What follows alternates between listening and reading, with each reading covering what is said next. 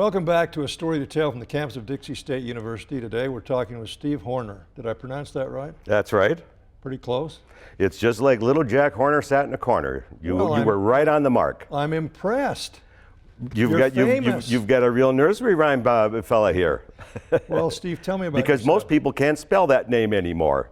And the first name is Steve, but the formal name is Stephen. And it just rankles me when I get Stefan or Stefan. And, it's the age-old official spelling, S-T-E-P-H-E-N. You respond to hey you? Oh, yes, and others. When I know to whom they speak, I'll give them my attention. Okay, tell me a little bit about yourself. Well, thanks, Lane. You and I had an interesting first meeting back in July. That was 100 years ago. It was, and we were standing in the return line at Walmart, and I had a kitchen rug that I was returning. It just wasn't gonna, it didn't look good, it wasn't gonna serve my needs, and I hardly ever return anything because I'm a frugal, practical, not very common buyer. You were standing in line, I think you had a auto parts return of some sort. And so we had a line that went out the door, and I came in there with my big voice and jovial attitude, and you and I shook hands because you looked like a friendly guy, and I said, well, I'm not used to this. I mean, these women are here every day, and they buy and then they return, and then they might wear it out, and then they come back, and then they buy it again, and then well, by this time, I've got some attention from people standing in the line with me. And then I'm saying, yeah, Donald Trump was on the air the other day, and he's talking about illegal immigrants, and he's talking about trade tariffs and all that kind of. Well, by this time, we've got a lot of people recognizing my presence. And I said, Lane, it's working. And that's me. I like to stir the dust. I am the agitator, as you find in a washing machine. Without that agitator, nothing in the world comes clean. Hey, that sounds good. Can I steal that from you? You steal it. I've borrowed it from others, so give it some good circulation. That's a better word than steal. Yeah, that's a borrowed. It's a borrowed situation. And so growing up in Minneapolis, Minnesota, that's where we talk like this, and then it gets cold, and then it gets colder, and so on. And I am not Scandinavian, but just. I guess familiarity with those hooligans breeds not only contempt, but an accent. So went to the Catholic grade school with 5 brothers, no sisters. Father Jack Horner, if people want to Google Jack, it's Jack Horner, Mr. Minnesota Sports. He was a pioneer in radio and television. And on that website, you will see a huge number of firsts. First night baseball game, first no-hitter, first to deal with the Lakers, Twins and Vikings, and quite a guy. So that's where I get my big voice from, as do my brothers, and it's all thanks to my dad, Jack Horner. So I went on to high school, and during high school, when I was just getting into being a freshman, 13, 14. Where did you go to high school? It's called De La Salle, D-E-L-A-S-A-L-L-E, after a French missionary. And we were the only high school in America, well then of course around the world, to go to school on an island in the Mississippi River. So subsequently, our sports teams were called the Islanders, and our adversaries called us the River Rats, and so it was lots of fun. And it was an all-boys school, and so during our dances and that, we would invite the gals from the all-girls school. And these were Catholic schools? These are all Catholic, that's right. And that's why I'm so happy to be here in Utah, because the first thing I did was to study the history of the Latter-day Saints. What brought you to Utah? Canyon Radio. I was looking for 1 or 2 more professional gigs in radio, and I was living in Denver at that time. And so I ended up in Minnesota for a year. After calling the manager at Canyon Radio here, Steve, sorry, I just hired a gal, you know, and so, but give me a call back. Well, it lasted a year in Minnesota, and then I called the manager here, and he said, great timing, come on in. So I rented for 6-7 months, loved it, bought my little home in a small little HOA, and as I'm telling friends, I'm spending the rest of the campaign right here in St. George. But I was going to say, the LDS, the Church of Jesus Christ, and Catholics have a great history together. And we differ in many aspects of faith, but that's what the Constitution is all about. We respect each other, and that's why I did a great deal of studying about the Book of Mormon and found out what the heritage is, what the principles are, what the beliefs are. And that's what I do when I go to different places. So being a bit of a restless guy and a lover of horses, I went out as a city boy to work at the Wagon-Wheel riding stables, just about 20 miles south of Minneapolis. And I was out there weekends and summers. Do you know, Lane, that we were paid a huge salary, $1 a day plus room and board? I mean, how can you beat that? Plus all the riding you can get in. And you must be wealthy now. Oh, loaded. And the foreman, I still talk to my friend Pat, and he hangs that over my head. He says, that's why I'm so wealthy, because he was paid $2 a day and had those keys that he would twirl around, you see. Well, we worked out there, and we were boyfriend, girlfriend with those wealthy inner city girls that whose father bought them the border horse, and they'd come out there with their girlfriends. And if we weren't on the trail ride or baling hay or straw, we chased these girls up around the loft and play 60, which is a tag game and that type of thing. It was a great upbringing. But the guy who owned it was a pedophile. And he hit on me once, and he was hitting on these other kids that were out there for the winter because they might not have had such a good home base. And the only time we would talk about it is if we'd make fun of it. It didn't really disturb us. We never felt crippled by it. We never told our parents about it, because that would end our days of working with, being with the girls and the horses, you see. And so eventually my friend Pat and I got together after we met, ironically, in Meridian, Idaho. And we were just as good at chums then as we had always been. And I can remember the day he told me, he says, yeah, he's biting his lip like a professional boxer going into the ring. Yeah, he got me too. Well, then we called some other guys, and there had been lawsuits, there had been death threats. These people were angry. So I wrote a book about it, all the details. And it's at my website, stevehornerbooks.com, and it's called The Boys of Wagon-Wheel Stables. I had interviewed psychologists, psychiatrists, pedophile experts, therapists, so on and so forth. So got a real good look at what I and my buddies had experienced. So then graduated from high school, worked a few odd jobs, looking possibly at going to college. And Vietnam was just really cooking. And in 1967, I enlisted for the draft. You enlisted? Yeah, back in those days, Lane, you had an opportunity to enlist in the military, which was 3 years for the Army. Right. But I didn't want to do 3. And I knew the draft was inevitable, so I signed up for the draft, which just elevated my name up in priority. Well, a week later, got that letter, greetings. So I ended up in Vietnam as an infantryman, and was wounded, experienced, knew of My Lai that was going on, got wounded during the Tet Offensive, and was decorated by a 3-star Marine general aboard the Sanctuary hospital ship. And wrote a book about that too, which I just released on stevehornerbooks.com, and that's called Dear Folks, Memoirs of an Infantryman's Letters Sent Back Home to Commemorate, the most tragic 12 months of the war.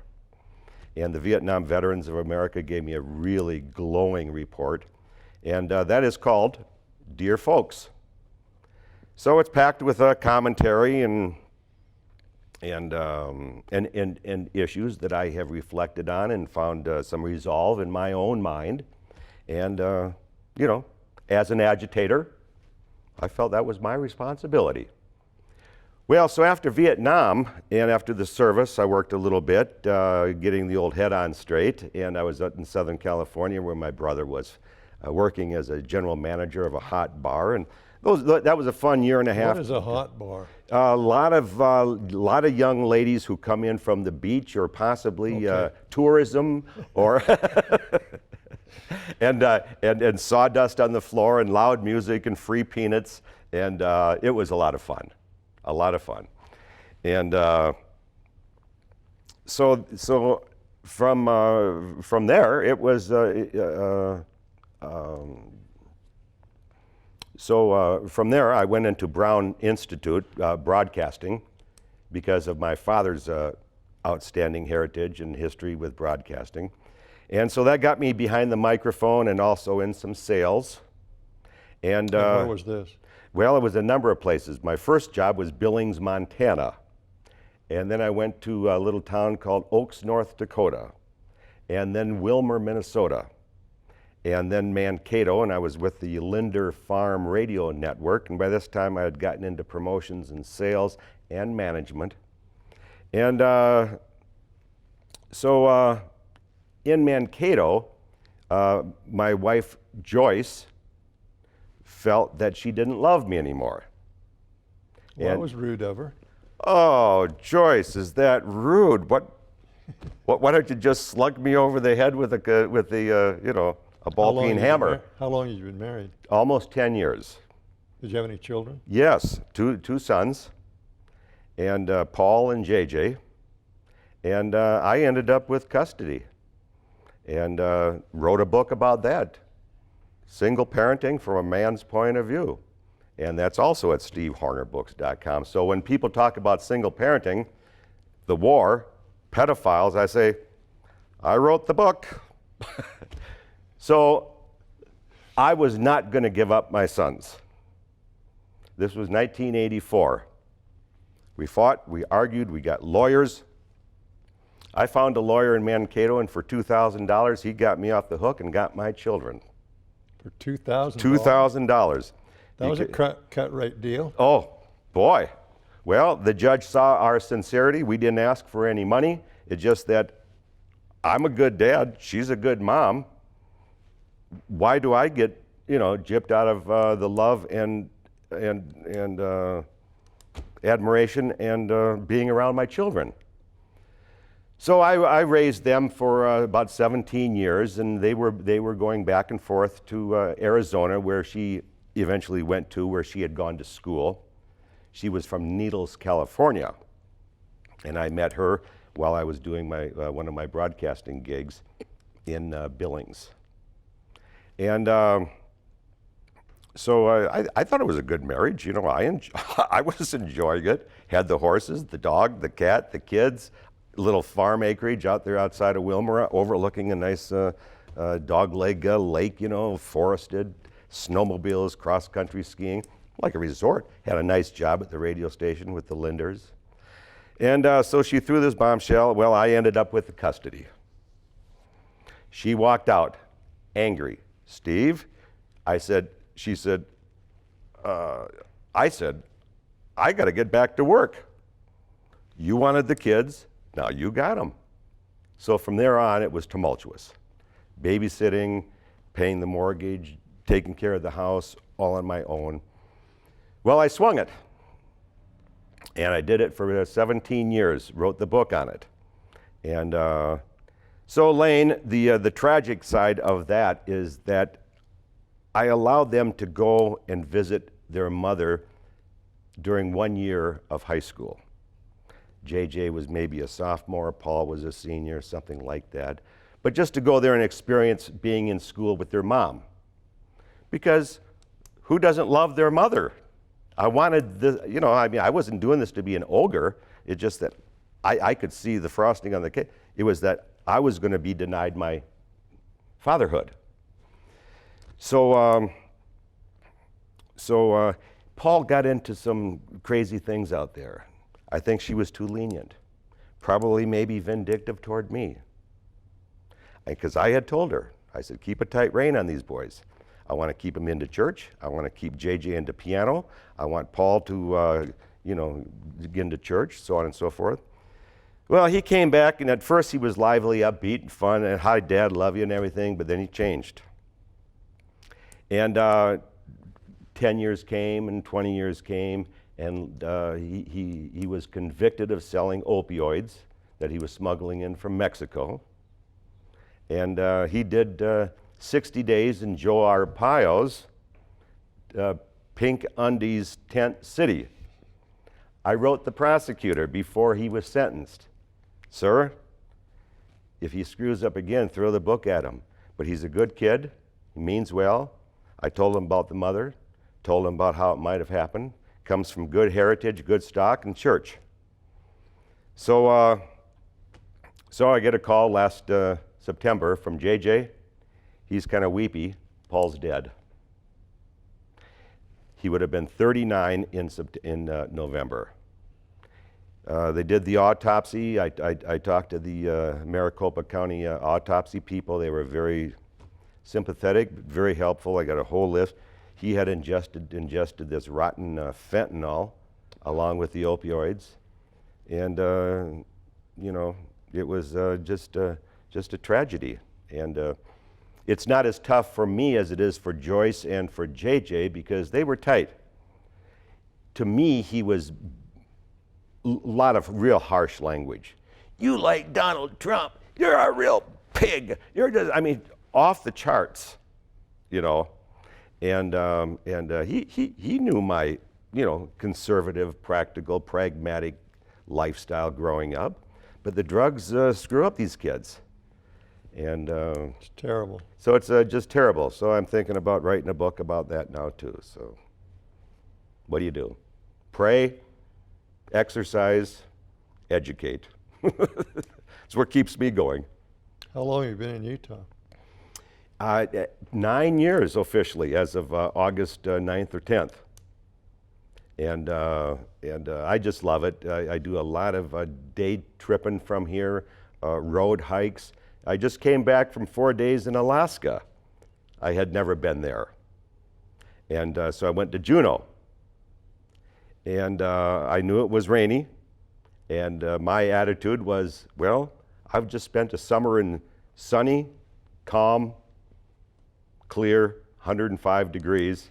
And I'm going to enjoy this Minnesota-style fall or spring drizzle. But you talk about a liberal community. I'm not a shy man. Being an agitator. You're not a shy man? I would have never guessed that. Well, let me introduce you to that notion.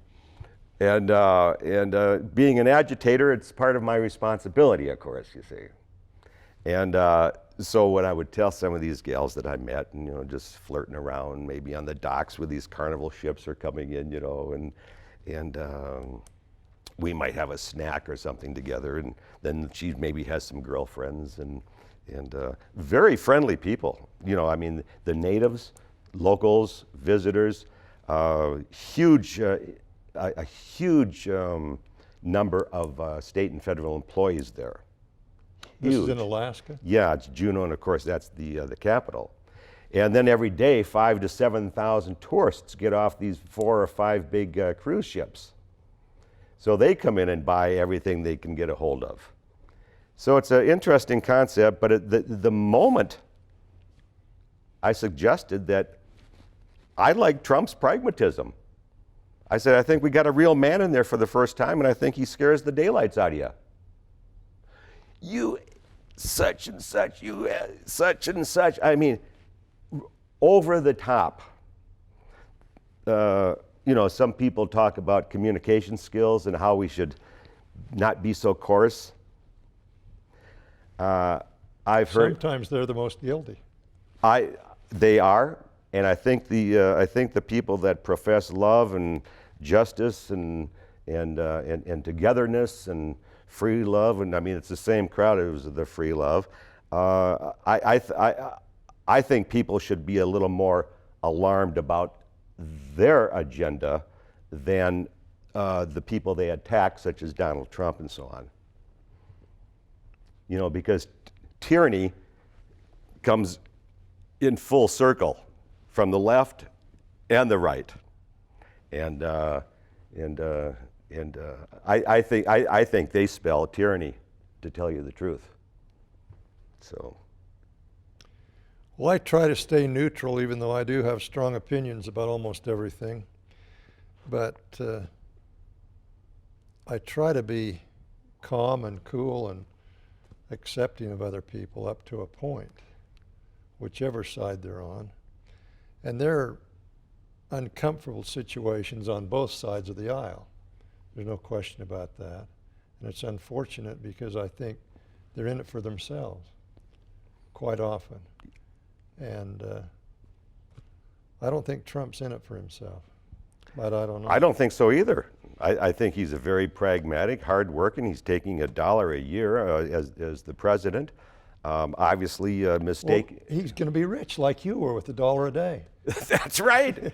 Think of that pompous guy when he gets out. Man, his pockets will jingle. You see, and he'll be swinging that big chain of keys. But no, he obviously mistakenly surrounded himself with some people that were had done some illegal things in their, before life, and he fired them. Well, the liberal press made fun of him for being quick to fire, and now they're nailing him for having affiliated with those same people that they chastised him for not keeping. Right. So that's when I ran into Juneau. And we're running into that more and more. You just can't be right with these people because the hate is so humongous. They can't give you an example of why they don't like Trump. You know it's homosexuality. You know it's abortion. You know it's trying to cut down on the government handouts so that we're not being swallowed up by debt and bad attitudes that are, that these people don't acquire for having not accomplished what they've set out to do. The biggest thrill I received while working at the horse ranch as a city kid, one day we put up 1,400 bales of hay. These were 60-pound bales, alfalfa or whatever. And I've bucked many of them. I can bet you have. And the satisfaction you get at the end of the day when you're dunking your hot, sweaty head into the horse trough and you're just feeling like $1 million. You're wrecked. What a great night's sleep. Builds a huge amount of accomplishment in a young man. There's nothing that satisfies more than hard work. That's right. And with a lot of single parenting today, with the moms in charge, the kids get to be 14 and 16 years old. They tower over the mom, and mom's pretty much lost control. So, I analyze and offer tips in my book at stevehornerbooks.com, where I've written in an honest voice these episodes in my life. And hopefully people will pick it up and see how it might pertain to them, or a daughter, or a son, or an affiliate of some sort. You're Catholic. Yes. I wonder why the different religions, it's all one religion, but the different aspects of it, fight each other all the time. You mean like around the world? Yeah. Well, people would really lambaste me for being a Catholic. I remember I was out in Bend, Oregon. That's a liberal bastion out there. And I remember one kid, I was helping this gal that I knew. I met her in church, and Her name was Ernestine, and I really enjoyed her company. I was helping with her car. Somehow some kids came along and conversation got into religion. Oh yeah, well the Catholics were behind the Crusades. They were killing and murdering and raping and pillaging, you see, and savaging all that. I said, did you know that there was about 14 Crusades? They were Catholic, and they were trying to deter the Muslims who were chopping off heads if you didn't side with them.